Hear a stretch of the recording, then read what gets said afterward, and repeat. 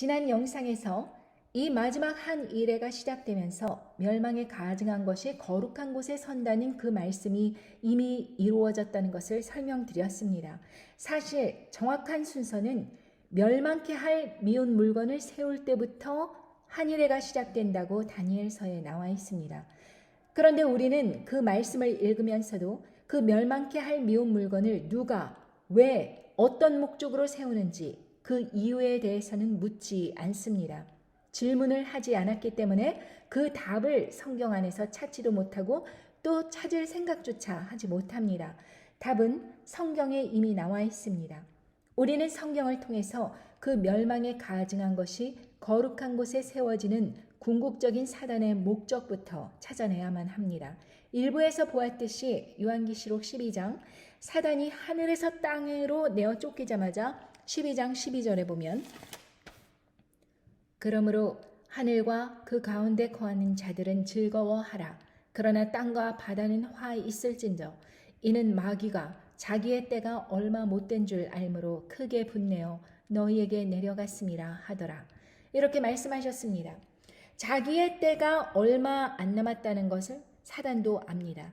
땅으로 내어 쫓겨가지고 한일에 약 7년이 지나면 사단의 무리들은 무저갱으로 들어갔다가 1000년이 차면 불못 지옥으로 들어갈 운명이라는 것. 그것을 사단 스스로도 안다는 것입니다. 그러니 마지막으로 남은 약 7년의 기간 동안 무엇을 하겠습니까? 그들의 목적은 단 하나. 하나님의 성도를 모두 타락시켜버리면 끝나는 것입니다. 이 땅에 세우신 하나님의 성전이 모두 무너져 버린다면 비록 사단 무리가 하늘에서는 쫓겨났지만서도 땅에서라도 자기의 왕국을 유지할 수 있다고 계산한 것입니다. 그래서 사단이 땅으로 내어 쫓기자마자 제일 먼저 사단이 무슨 짓거리를 벌이는가에 대해서 성경은 이렇게 말씀하십니다. 같은 장 요한계시록 12장 15절부터 17절의 말씀입니다. 여자의 뒤에서 뱀이 그 입으로 물을 강같이 토하여 여자를 물에 떠내려 가게 하되 땅이 여자를 도와 그 입을 벌려 용의 입에서 토한 강물을 삼키니 용이 여자에게 분노하여 돌아가서 그 여자의 남은 자손 곧 하나님의 계명을 지키며 예수의 증거를 가진 자들로 더불어 싸우려고 바다 모래 위에 섰더라고 말씀하십니다. 자, 이 성경 말씀을 구체적으로 설명드리겠습니다. 먼저 여자는 예수 그리스도를 따르는 성도들의 집합입니다. 여기서 나오는 뱀, 즉 사단이 입으로 물을 강같이 토하였다는 그 말씀은 그 용의 입에서 나온 물질이 너무나도 더럽고 사악하기 때문에 그 같은 말씀으로 표현하신 것입니다. 그것이 몇 사람을 그냥 죽일 정도의 작은 양이 아니라 전 세계인들을 향해서 엄청난 양의 독극물을 뿌렸다는 뜻입니다. 목적은 무엇이냐? 여자를 물에 떠내려가게 하려고 입에서 독극물을 토해냈다는 것이죠. 즉 성도들의 구원을 말살하기 위해서 일을 벌인 것입니다. 너무 끔찍하죠? 1편에서도 말씀드렸지만 하나님께서 인간을 보호하시기 위해 아주 특별한 면역 시스템을 주셨습니다. 이 면역 시스템은 단순히 질병으로부터 우리 몸을 보호할 뿐만 아니라 어떠한 이물질이 몸 안으로 들어오면 그것을 적으로 간주하여 싸워서 이겨버리고 몸 바깥으로 배출해버립니다. 그래서 우리는 다른 사람의 장기를 이식받은 그 환자들은 면역 억제제를 꾸준히 복용해 줘야만 합니다. 다른 사람의 장기를 거부하려는 이 면역 시스템을 억눌러야 하는 것도 바로 이런 이유 때문인 것이죠. 자, 생각해 보십시오. 만약 사단이 사람의 몸에다가 무언가를 넣으려고 하면 제일 먼저 무엇부터 해야 될까요? 상식이 있다면 당연히 생각할 수 있죠. 하나님께서 인간을 보호하시는 그 보호막, 바로 면역 시스템부터 무력화해야지 되는 게 당연한 순서 아닙니까? 그런데 그 면역 시스템을 어떻게 바꾸겠습니까? 의료와 과학의 진보로 인해서 이제는 유전자를 편집할 수 있는 기술이 있다는 걸 우리는 모두 압니다. 사단은 그냥 인간 유전자 설계도를 바꾸려고 한 것이 아니라 특별한 목적이 있습니다. 그 사악한 무리가 원하는 것은 세상을 미혹하여서 사람들의 구원을 잃게 하는 것이라고 말씀드렸습니다. 1편에서도 말씀드렸지만 면역 체계를 바꾸는 것은 실로 중대한 문제입니다. 사람의 몸에다가 뭔가 사악한 걸 집어넣으려고 해요. 그럼 하나님께서 주신 이 천연 면역 체계가 생소한 물질이 일단 몸 안으로 들어오면 단번에 싸워서 이겨버립니다. 아니면 그 생소한 물질을 독극물이라고 감지해서 이걸 감싸서 무력화시켜버리고 몸 바깥으로 배출해버리죠. 그럼 인간 몸에다가 뭘 집어넣으려고 해도 번번이 실패할 수밖에 없는 겁니다. 사람 몸에다 무언가를 집어넣으려면 이 천연 면역 체계부터 무력화시켜야 합니다. 그래야 나중에 뭔가를 집어넣더라도 몸에서 저항할 수 없도록 말입니다. 그 멸망에 가증한 것이 그렇게 탄생이 된 것입니다. 그러한 아주 사악한 목적으로 만들어진 물질입니다. 여러분, 인류 역사상 전 세계 인구의 75%에 다다르는 사람의 몸에다가 한꺼번에 무언가를 동일하게 받아들인 사건이 지금까지 6,000년 동안 단 한 번이라도 인류 역사 속에서 일어난 적이 있습니까? 일어난 적이 있다면 댓글로 알려주십시오. 제가 아는 한 이 사건 외에는 단 한 번도 없습니다. 그런데 그렇게 중요한 사건을 성경에서 언급하셨을까요? 안 하셨을까요? 한나라의 흥망을 모두 예언하고 적중하였던 성경 말씀이 이 엄청난 사건에 대해서 침묵하셨을까요? 절대 아니죠. 여러 차례 다양한 말씀으로 자세히 언급하셨습니다. 그런데 사람들은 성경 말씀을 들여다보지 않습니다. 여러분이 아시는 대형교회 목사들과 유명 신학자들 모두 다 말로는 자기들이 하나님을 잘 알아 사람들을 가르친다고 떠들지만 정작 사단이 계획한 미혹에 앞장을 서서 어떤 짓을 벌였습니까? 대부분의 인기 목회자들은 이에 대해서 아예 침묵해버리고 무시해버렸고 권장까지 하였습니다. 그러니 그들이 하나님의 심판을 받을 수밖에 없는 것입니다.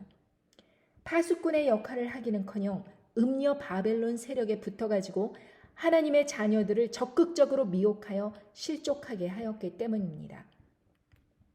그런데 불행 중 다행으로 용의 입에서 토한 강물은 세상에 어떠한 영향을 주었을까요? 사단의 계획과 미혹이 성공적으로 이루어졌을까요? 그렇다면 짐승 정부가 굳이 등극할 필요가 없겠지요. 그런데 결과는 참패였습니다. 뭐라고 하십니까? 땅이 여자를 도와 그 입을 벌려 용의 입에서 토한 강물을 삼키니 라고 말씀하셨습니다. 사단이 뿌린 그 더러운 물질이 사람의 면역 체계를 완전히 무너뜨리지 못했습니다. 즉 구원을 직접적으로 잃게 할 수 없었다 이 말입니다. 왜? 땅이 여자를 도와서 그 더러운 용의 토한 강물을 삼켜버렸기 때문입니다. 하나님께서는 예수님을 따르는 사람들의 몸에 거룩한 성전을 세우셨는데 이 성전이 너무나도 놀랍고 견고하여 이런저런 시도로는 쉽게 무너지지 않는 것입니다. 또한 사람은 흙에서 지음을 받았기 때문에 흙으로 돌아가게 되어 있습니다. 사람이 죽으면 육신은 흙으로 돌아갑니다. 그 악한 물질이 사람의 건강 상태는 비록 해칠 수 있을지 모르겠지만 하나님께서 사람의 가장 깊은 곳에 숨겨두신 지성소까지 무너지게 할 수는 없었다는 뜻입니다. 요한계시록 6장에서 첫 번째 인이 떨어지면서 한 이래가 시작됩니다. 요한계시록 6장 2절에 이에 내가 보니 흰 말이 있는데 그 탄 자가 활을 가졌고 면류관을 받고 나가서 이기고 또 이기려고 하더라. 이렇게 말씀하십니다. 여기서 흰 말이라는 것은 평화의 상징인 것처럼 자기를 위장하고는 사람들을 미혹한다는 뜻입니다. 면류관을 받았다는 것으로 보아 왕을 상징하는 그런 대의 명분을 가진 적그리스도임을 암시합니다. 그런데 그 자가 활을 가졌다고 하는데 여기서 주목할 점은 활은 가졌지만 화살이 없다는 것을 주의하십시오. 어떤 정의를 실현한다는 대의 명분은 가지고 있지만 실권이 없는 상황임을 묘사합니다. 결정적으로 그 자는 예전에 한번 이겼고 또 이기려고 한다고 나와 있습니다. 이 말씀을 충족시키는 한 인물이 있죠. 실제로 트럼프는 2017년도 대선에서 승리하였습니다. 그러나 2021년도에는 대통령 선거에서 낙마하여 실권이 없습니다. 그러나 그는 세계적으로 딥스테이트와 싸운다는 그런 대의 명분이 아직까지도 있지요. 그는 2021년도 대통령 선거에서 낙마했지만 부정선거임을 주장하면서 오늘날까지도 딥스테이트와 계속 싸우면서 이기려고 하고 있습니다. 그런데 이 말씀은 또 다른 해석으로도 가능합니다. 흰말은 거짓된 평화를 약속하면서 사람들에게 미혹을 뿌리면서 한 이래가 시작된다는 걸 의미합니다. 활이라는 헬라어는 toxo라는 단어인데 활도 되지만 독이란 중의적 의미로도 씁니다. 영어로는 톡신이라고 하고 한국어로는 독소입니다. 한국어가 좀 더 헬라어원과 유사하지 않습니까? 나무위키에서 보면 생물학에서 정의하는 독소는 생물체가 만들어내는 독성이 있는 물질을 일컬으며 독소는 인체의 정상적인 생리 기능을 방해하고 인체 기능에 부정적인 영향을 끼친다라고 나와 있습니다. 또 면류관은 영어로 크라운입니다. 그런데 코로나에서 유래된 단어가 크라운입니다. 다시 말씀드리자면 이 코로나를 구실로 활, 즉 독소를 사람들에게 뿌리대면서 이기고 또 이기려고 한다는 뜻이죠.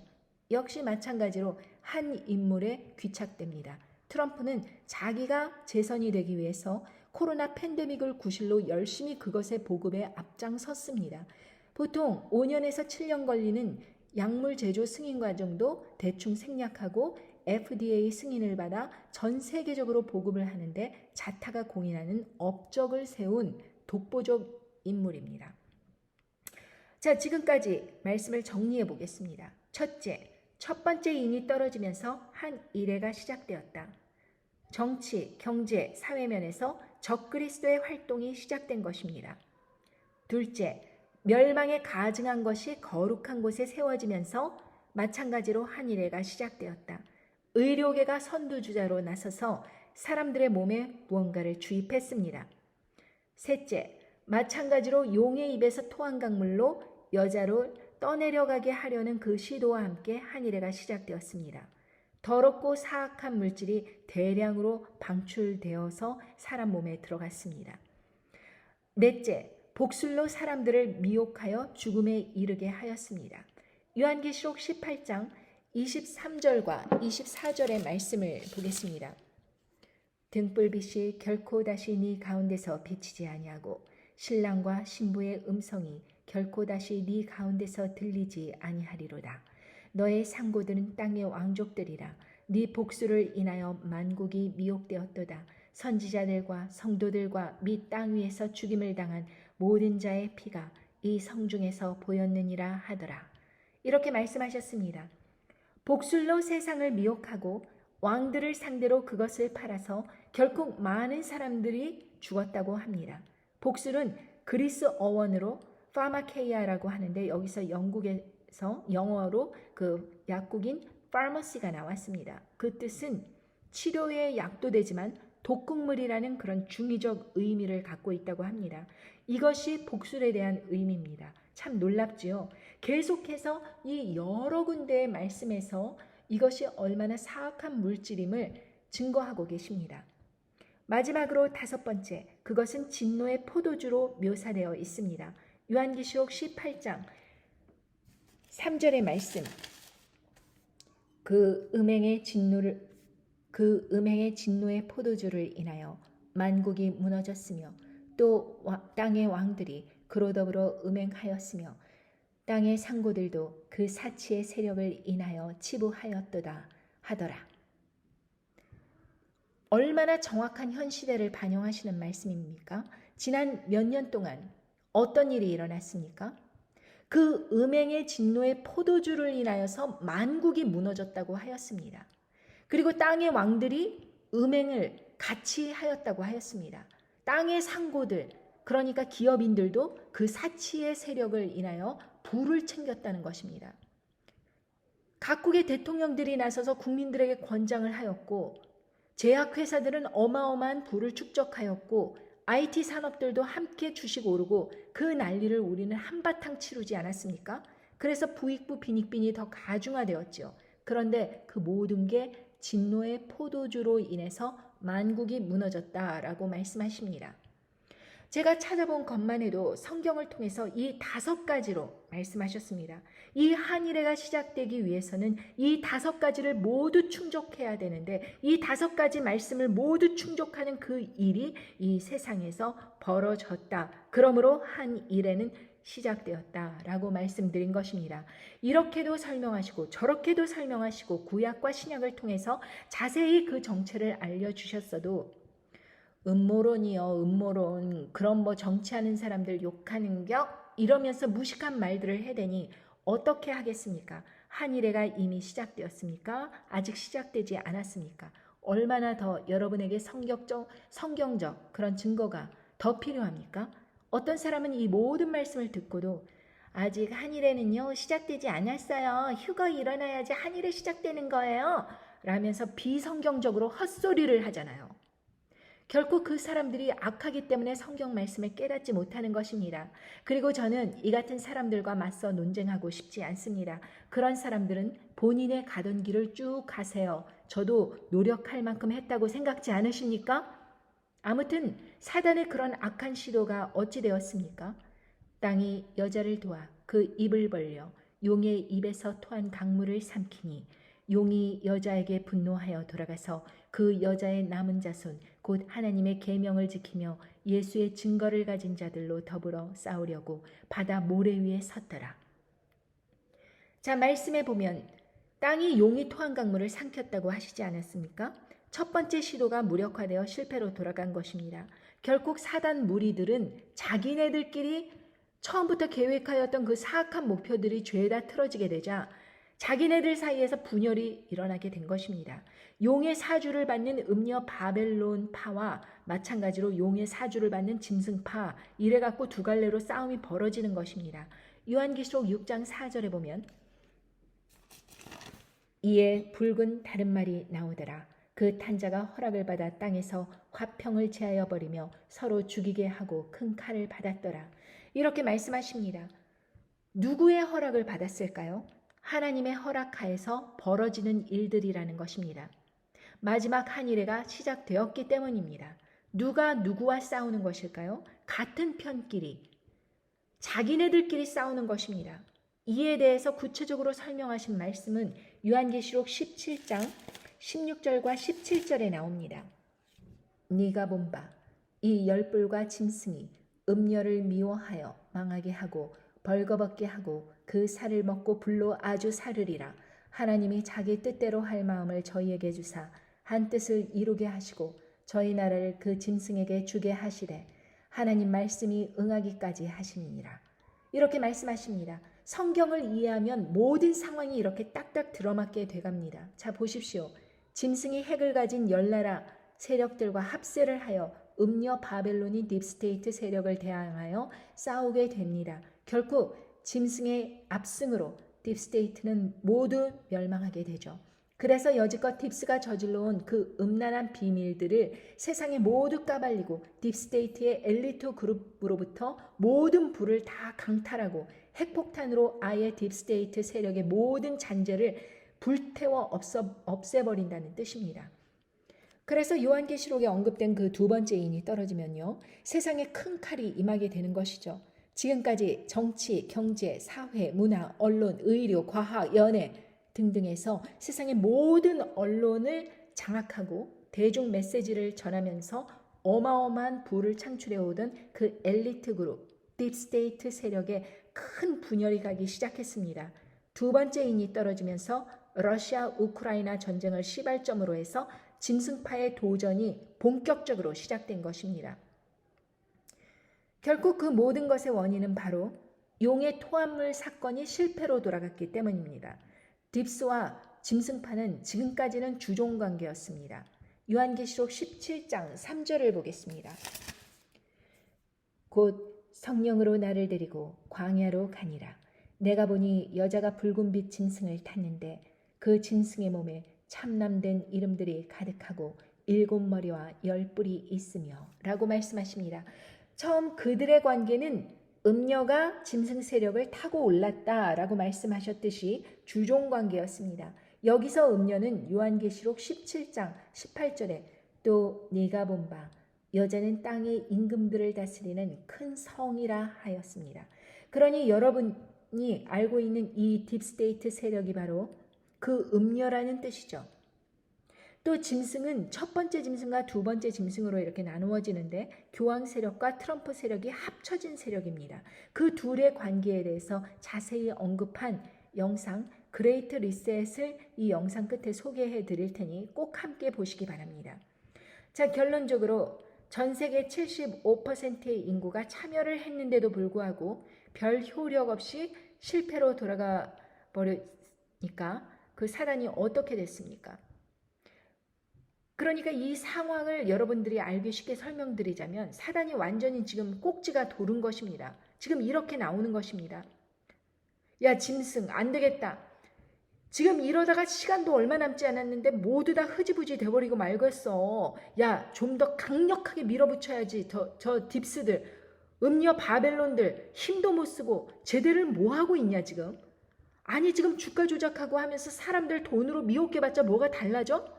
저것들 그냥 핵으로 싹 다 쓸어버리고 짐승 너네 전면적으로 가자.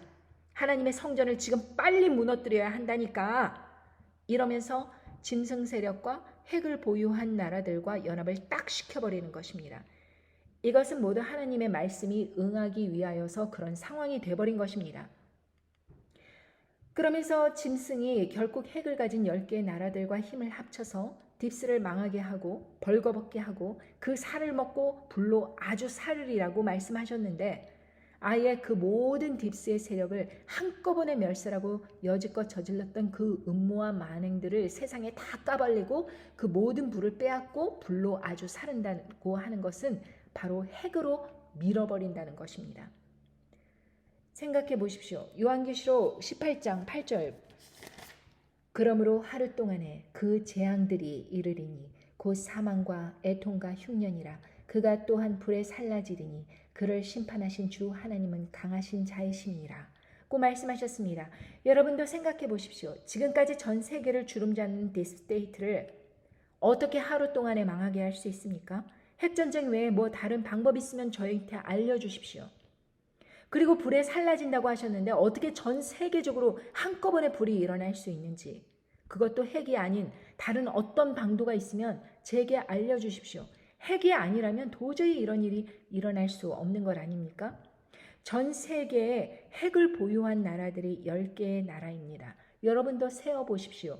미국, 러시아, 영국, 프랑스, 중국, 인도, 파키스탄, 이스라엘, 이란, 북한 이래갖고 모두 10개의 나라입니다.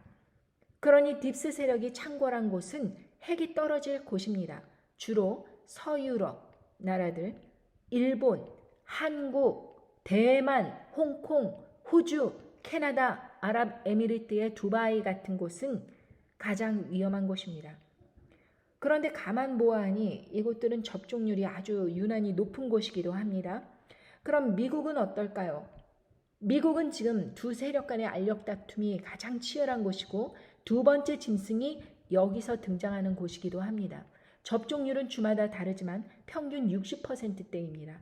그러나 음녀 바벨론이 장악하고 있는 캘리포니아, 라스베가스가 있는 네바다, 덴버 공항이 있는 콜로라도, 금융기관이 밀집한 뉴욕, 딥스들의 10개명이라 할 수 있는 가이드스톤이 위치한 조지아 같은 곳은 위험합니다. 왜냐하면 딥스들의 영향권 아래 놓여진 주들은 핵 공격을 받을 가능성이 있기 때문입니다.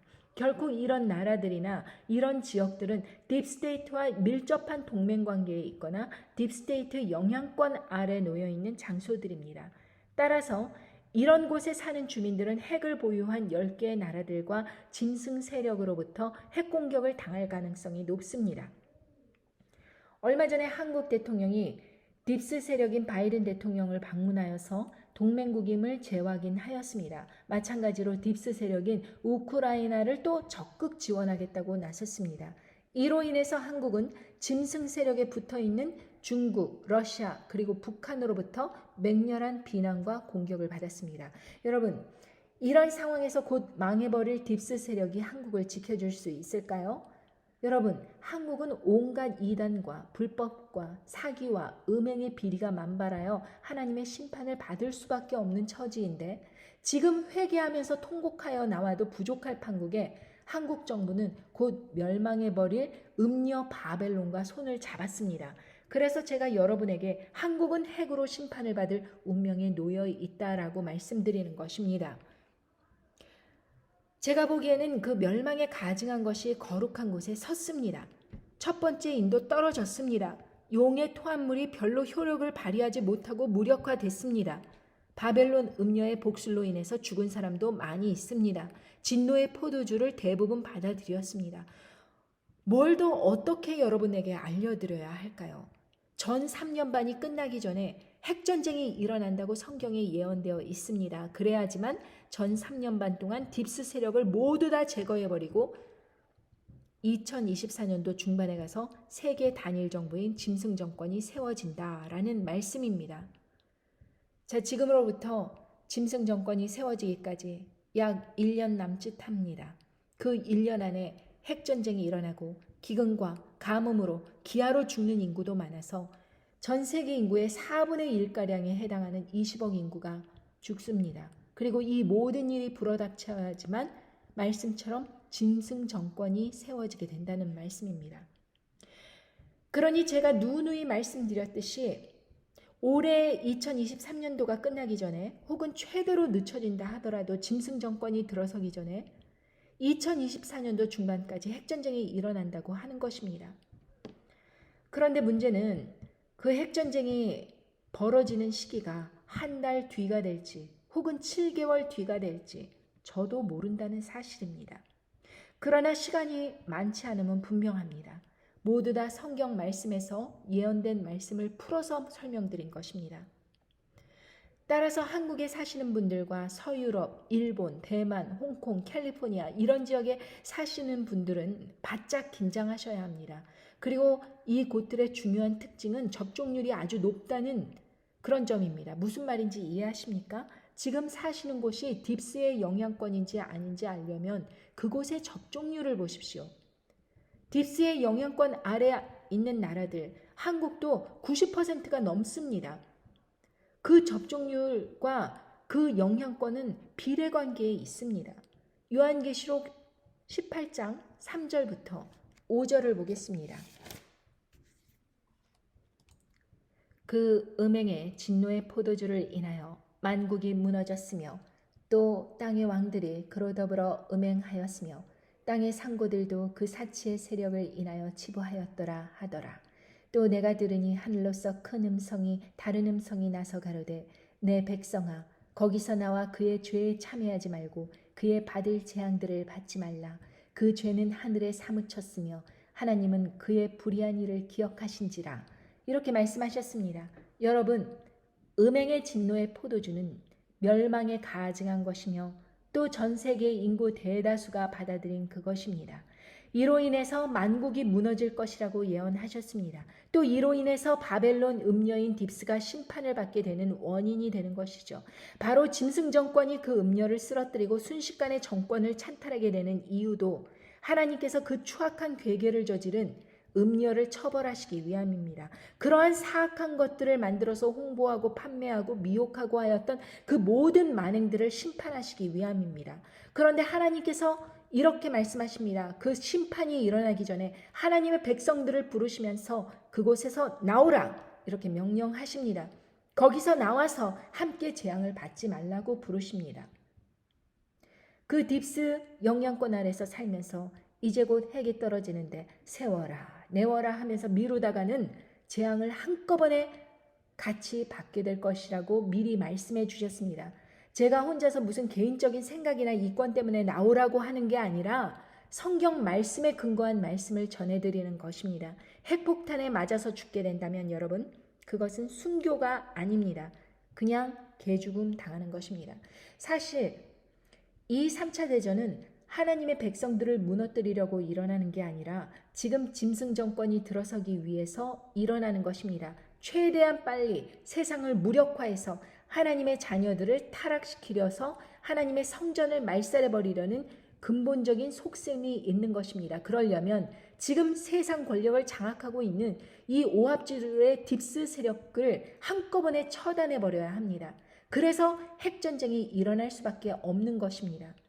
그런데 빨리 눈치를 챘으면 접종률이 적은 나라나 장소로 후딱 피신을 가야서 살아남아야지 될 거 아닙니까? 그래야지 끝까지 저항하다가 순교를 하든지 휴거가 되든지 뭐 그렇게 될 것 아닙니까? 그런데 왜 소돔과 고모라 같은 땅에 남아가지고 내 믿음을 끝까지 지키겠다 이러면서 호언장담을 하고 있는지 저는 잘 모르겠습니다. 혹시 진정으로 예수님 안에서 거듭난 믿음이 있는데 난 그냥 살 만큼 살았으니 죽겠다 한다면 모를까? 참으로 답답한 상황입니다. 그래서 어떤 분은 돈이 충분치 않으니 시골에라도 내려가 산다고 하시는데 정 안 되면 그것도 좋은 생각입니다. 아무튼 서울은 위험합니다. 일단 서울은 벗어나도록 하셔야 합니다. 그런데 만약 죽을 각오로 믿음을 지키겠다, 핵폭탄이 떨어진다 하더라도 각오했다 하는 분들이 계시다면 이걸 기억하십시오. 만약 핵폭탄에 맞아 죽는다면 첫 번째 부활과 휴거에는 참여할 수 없다는 걸 아셔야 됩니다. 두 번째 부활 때 생명책에 이름이 있는 사람들은 그때서야 구원을 받습니다. 그런데 첫 번째 부활과 휴거에는 참여할 수 없지요. 천년 왕국에는 들어가지 못한다는 말씀입니다. 이유는 요한계시록 20장 4절부터 6절에 있습니다. 또 내가 보좌들을 보니 거기 앉은 자들이 있어 심판하는 권세를 받았더라. 또 내가 보니 예수의 증거와 하나님의 말씀을 인하여 목배임을 받은 자의 영혼들과 또 짐승과 그의 우상에게 경배하지도 아니하고 이마와 손에 그 표를 받지도 아니한 자들이 살아서 그리스도로 더불어 천년 동안 왕노릇하니 그 나머지 죽은 자들은 천년이 차기까지 살지 못하더라. 이는 첫째 부활이라. 이 첫째 부활에 참여하는 자들은 복이 있고 거룩하도다. 둘째 사망이 그들을 다스리는 권세가 없고 도리어 그들이 하나님과 그리스도의 제사장 되어 천년 동안 그리스도로 더불어 왕노릇하리라. 이렇게 말씀하셨습니다. 목배임을 받은 자들, 즉 순교자들과 우상 숭배 거부하고 짐승의 표를 받지 않은 사람들, 딱 그 두 부류의 사람들만이 첫 번째 부활에 참여할 수 있습니다. 천년 왕국에서 왕 같은 제사장이 된다는 것입니다. 그리고 그들은 천년 왕국이 끝나도 둘째 사망, 즉 죽음을 다시 경험하지 않고 여전히 영원한 천국에서 높은 제사장 직분으로 산다고 말씀하셨습니다. 그러니 될 수 있으면 소돔과 고모라 땅에 눌러앉아서 개죽음 당함을 피해야 될까요? 말아야 할까요?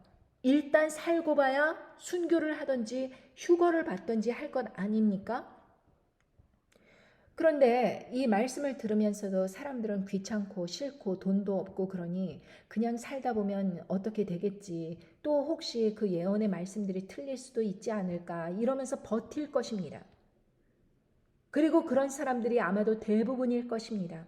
그러니 그런 사람들의 입맛에 짝짝 달라붙는 그런 말을 하는 사람들이 있습니다. 바로 환난 전에 휴거가 온다 이러면서 미혹을 뿌리고 다니는 자들이 있습니다.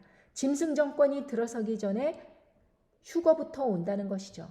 또 여기 한술 더 떠서 비밀 휴거가 있다고 설치는 사람도 있습니다. 환난 전의 휴거도 참으로 비성경적인데 비밀은 또 뭡니까? 아니 생각해 보십시오. 왜 하나님께서 그 영광스러운 일을 비밀로 처리하시겠어요? 예수님께서 부활 승천하실 때도 그렇고 두 증인이 부활할 때도 모든 세상 사람들 보는 앞에서 모두 목도하게 하시는데 왜 휴거를 비밀스럽게 하나님의 영광을 스스로 가리시겠냐 이 말입니다. 도대체 이런 주장을 펼치는 사람들은 또 뭡니까?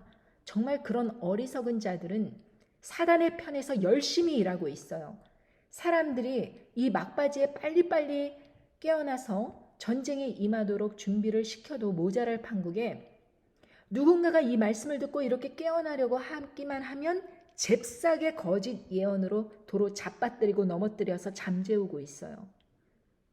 정말 징그러운 자들입니다. 인기를 바라고 돌아다니는 바퀴벌레 같은 자들입니다. 이런 이단 사이비들은 번번이 틀려도 또 기어나오고 자꾸자꾸 어디서 기어나와요.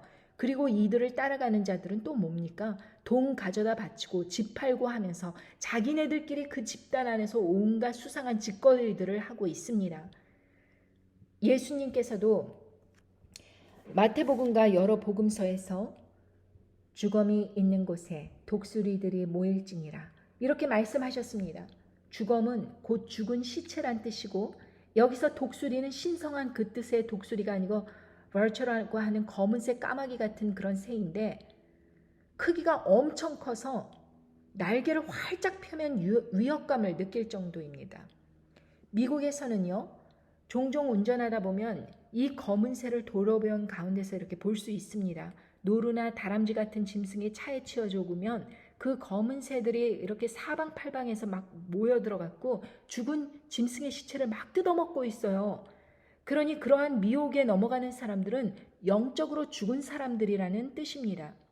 그 영적으로 죽은 사람들이 모여있는 곳에는요, 이 커다란 징그러운 검은 새들 같은 이단 사이비 교주가 모여듭니다. 왜요? 뜯어먹을 게 많으니까. 영적으로 죽어있는데 어떻게 깨어나서 자신을 방어하겠습니까? 그러니 옆에서 보더라도 정말 어이가 없을 정도로 그냥 사정없이 물어뜯기고 잡아먹히는 겁니다. 찍소리도 못하고. 재산을 헌납하고 성적으로 유린당해도 자신을 보호할 수 있는 능력이 사라진 것입니다. 죽어있는 상태니까요. 이 말씀을 듣는 사람들 중에는 행여 그런 자들에게 넘어가서 인생을 농락당하고 유린당하는 사람이 없기를 간절히 바랍니다. 자, 한 번 더 정리합니다. 환난 전 휴거 없습니다. 비밀 휴거 없습니다. 말씀에도 있습니다. 데살로니가 전서 5장 15절에서 17절의 말씀입니다.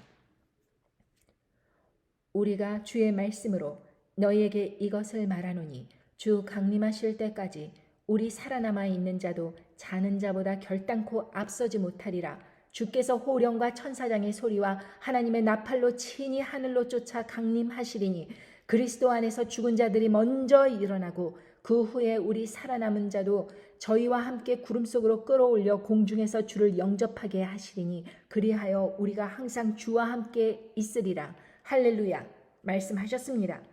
산 사람이 죽은 사람보다 결단코 앞서지 못한다. 부활이 먼저 있고 그 후에 휴거 있다. 분명히 말씀하셨습니다. 또 들려줘요. 결단코 휴거는 부활 다음에 일어난다. 자, 명심하십시오. 순서가 있습니다. 순서가.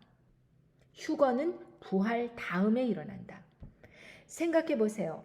두 증인을 포함한 순교자들이 먼저 대접을 받는 겁니다. 순교했다는 거 이상으로 확실한 믿음 있어요?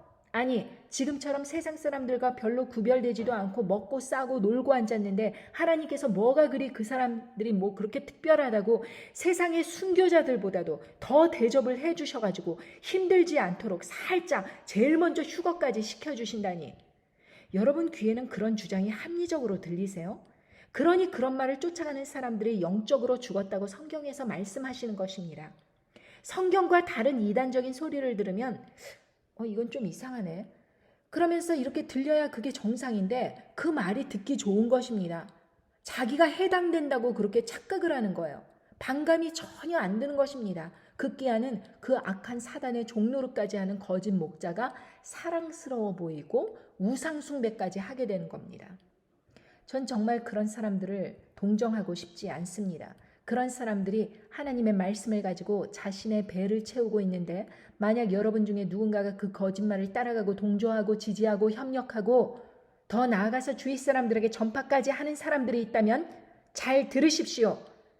더 이상 여기 들어와서 말씀 들으실 필요 없으니까 당신의 귀에 즐거운 소리들을 따라가십시오.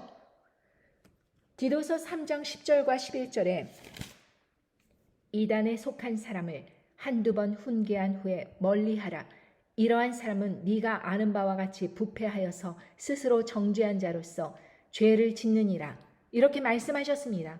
그런 사람들은 마음이 이미 부패하였기 때문에 이단을 따라가는 것이니까 결국 핵전쟁에 살아남는다 할지라도 그런 자들은 짐승의 표를 결국에는 받아들이게 될 것입니다. 전 이단에 관해서 이렇게 정의하고 싶습니다. 성경에 근거하지 않은 거짓말을 지어내는 자들도 이단이지만 이 마지막 때에 사탕발림 같은 사람의 교훈으로 하나님의 말씀을 가르치는 자들 또한 이단입니다. 그런 목회자들은 음녀가 세상에 뿌린 진노의 포도주를 교인들로 하여금 다 받아먹도록 그 악한 일에 이미 동참하였습니다. 그들이 여지껏 풍족하게 누려오던 교인들의 칭찬과 섬김이 이 마지막 때에 하나님의 심판 아래서 어떻게 벌거벗겨지는지 여러분은 분명히 목도하게 될 것입니다. 첫 번째 계획이 무참히 틀어지자 그 용의 반응을 보십시오. 요한계시록 12장에서 용이 여자에게 분노하였다고 하였습니다. 그리고 그 여자의 남은 자손인 예수님의 증인들과 본격적으로 싸우려고 바다 모래 위에 섰다고 말씀하십니다. 자, 이제부터 후 3년 반으로 들어가는 것입니다. 이제는 사단도 여자의 후손들도 뒤로 물러설 데가 없습니다. 그냥 바다입니다. 최후 격전지, 전투지입니다. 요한계시록 13장부터 짐승 정권이 본격적으로 등장하여 성도들과 싸워서 이길 것이라고 예언하셨습니다. 요한계시록 13장 7절과 8절에 또 권세를 받아 성도들과 싸워 이기게 되고 각 족속과 백성과 방언과 나라를 다스리는 권세를 받으니 죽임을 당한 어린 양의 생명책에 창세 이후로 농명되지 못하고 이 땅에 사는 자들은 다 짐승에게 경배하리라.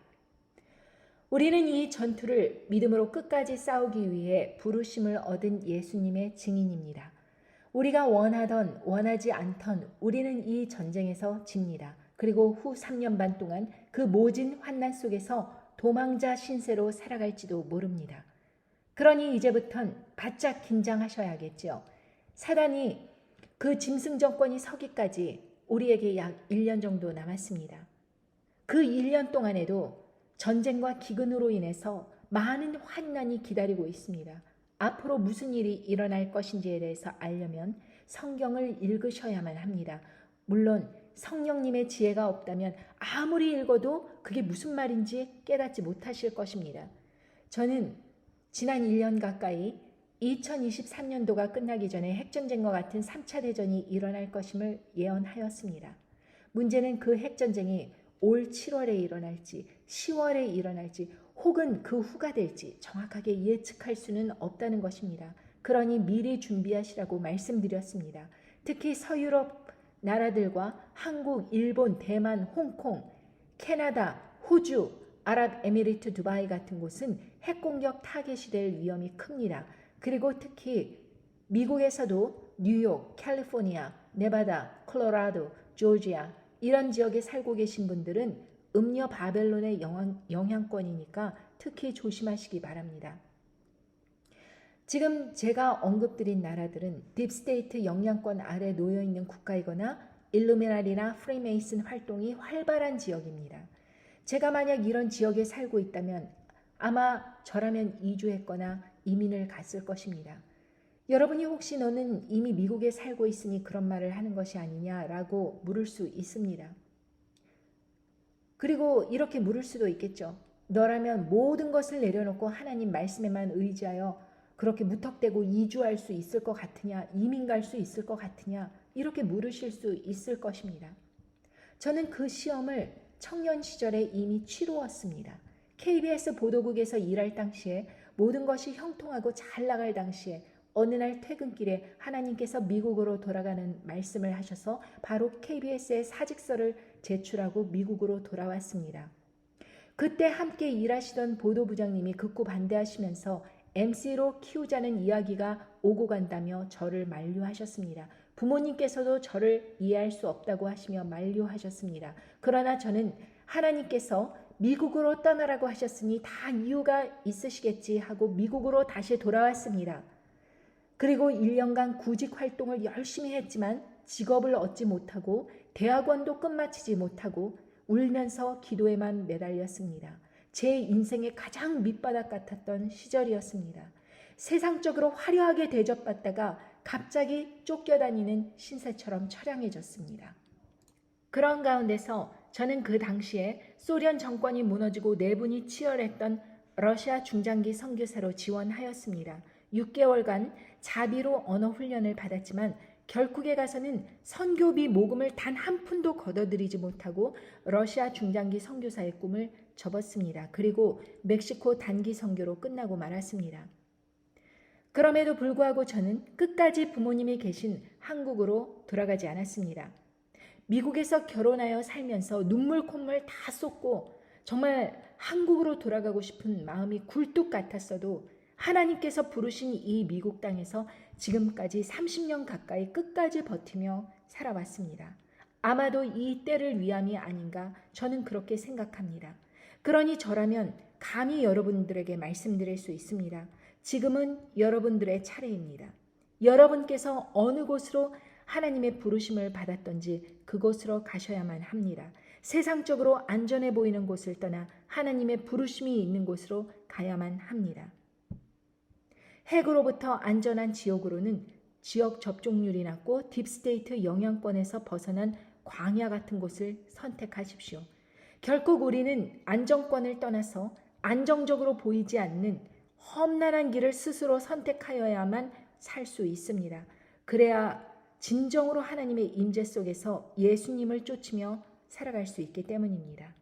세상과 하나님, 돈과 믿음, 칭찬과 핍박, 이러한 수많은 결정 속에서 하나님을 선택하고 믿음을 선택하고 핍박을 스스로 선택할 때 끝까지 예수님의 증인으로서 우리는 살 수 있습니다. 여러분, 이제 준비할 시간은 얼마 없지만 선택할 기회는 아직도 충분히 있습니다. 오늘 하나님 앞에 모든 것을 내려놓고 성령님만을 쫓겠다고 결단하시는 그런 하루가 되시길 바랍니다. 그리고 마지막으로 함께 남은 기간 추수할 일꾼으로 동역하시기 원하시는 분들은 오늘 mcjworld.com에서 지원해 주시기 바랍니다. 이제 때가 되면 선별된 분들과 함께 동역할 날이 올 것입니다. 함께 실질적 준비를 하면서 지역 정보를 나누면서 끝까지 버티는 믿음으로 나올 수 있기 위함입니다. 이 링크를 많은 사람들과 공유해 주십시오. 여러분들의 적극적인 참여를 부탁드리면서 예수님 안에서 소중한 하루가 되시기를 간절히 바랍니다. 안녕히 계세요.